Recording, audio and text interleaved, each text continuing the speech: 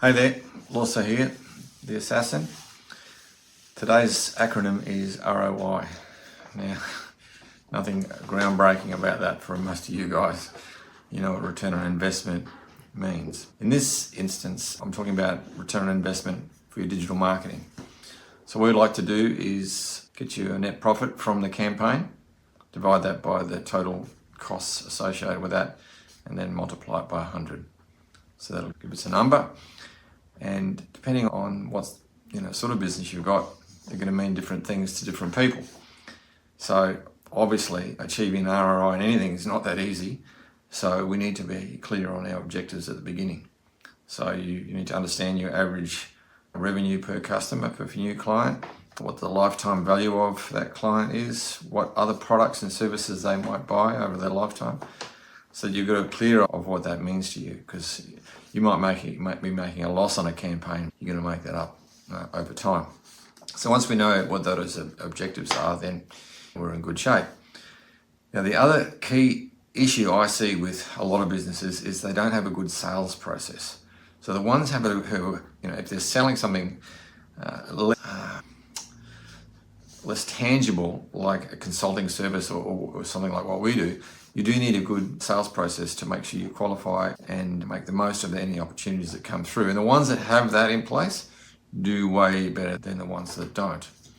Now, the types of campaigns that you're going to be looking to measure, there's ones where you can get a more immediate idea of what's going on. So if you're doing something that's search engine marketing, like Google advertising or display advertising, all sorts of stuff that's pay-per-click or display.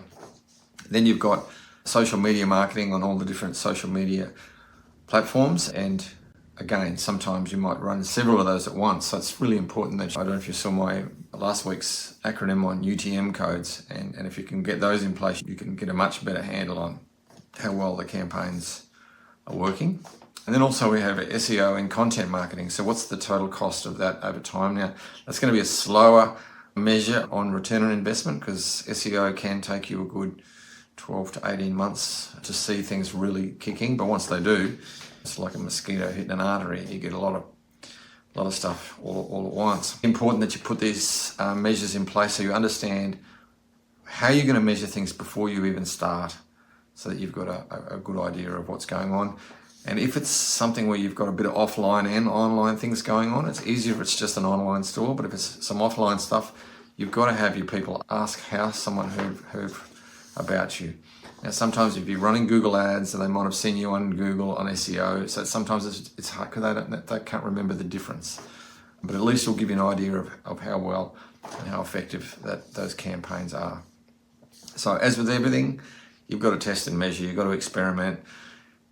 We have some really good research tools, and we have history of other campaigns that we can go by, and we can use that and come up with some creatives. But we've even got to test those out, because they're going to be different for different businesses at different times, and as you're chasing different types of people and different age groups, so those demographics, different things will appeal to them. So we've got to experiment with all of that, and then once you can get the right ROI, then you might want to really turn up the dial on your spend, that you can really cash in on those returns.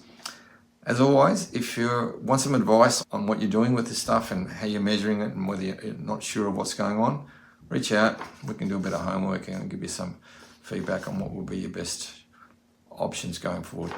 Hope this helps. Thanks.